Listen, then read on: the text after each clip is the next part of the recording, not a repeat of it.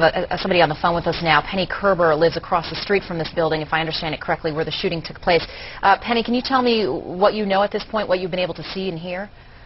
Well, I didn't know anything was going on, actually, because we only have windows on the second floor facing the Civic Association.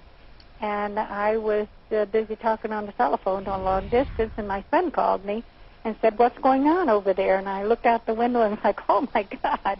I'm surrounded by police with guns." What have you been able to see? What does the scene look like? Well, mostly just people all the police hanging around and what have you. They did put a ladder on the roof of my place, I guess, for the SWAT team to get up there. Yeah. But I saw one person taken out on an ambulance. But to be honest with you, at this point, I've come downstairs because I don't want to be a casualty of a gunshot going through my window upstairs. So I don't really know what's going on at this point. Pennie, help us a little bit with the geography. We've mentioned there are about 13,000 students at the University of Binghamton, SUNY Binghamton campus. That's on the other side of the river. It's quite a ways from where this shooting is taking place. No, we have them right across the street from me. On the left side, facing the Civic Association, on the left side is student housing, and on the right side there are two buildings of student housing. Oh, so this is right next to the student housing. They're right in the middle of it.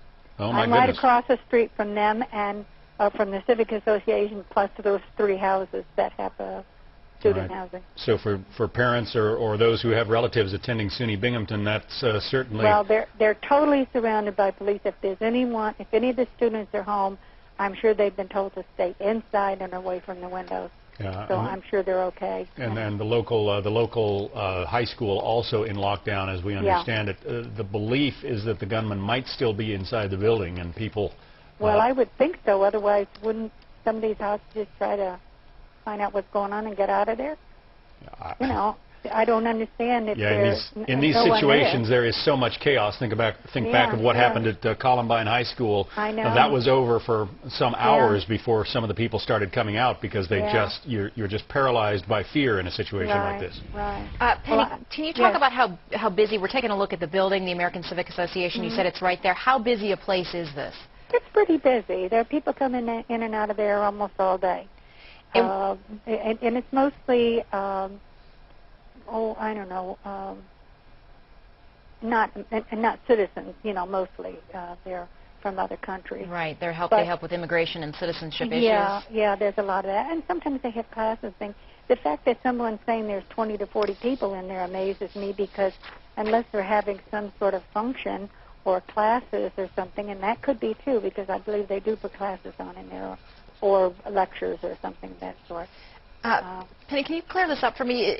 When we talk about SUNY Binghamton, the State University of New York, Binghamton, and then there's also a report that in the hospital, in the emergency room, they're treating at least one student from Binghamton University. Are those two separate schools? No, Binghamton University is SUNY. Okay, that's what they refer to it as. So the way you describe where this area is, you live right across the street here, it sounds like it's pretty busy with a whole bunch of young people pretty often. Oh, a lot, yeah. A lot. There's a lot of people walk up and down this street for sure. Pennie.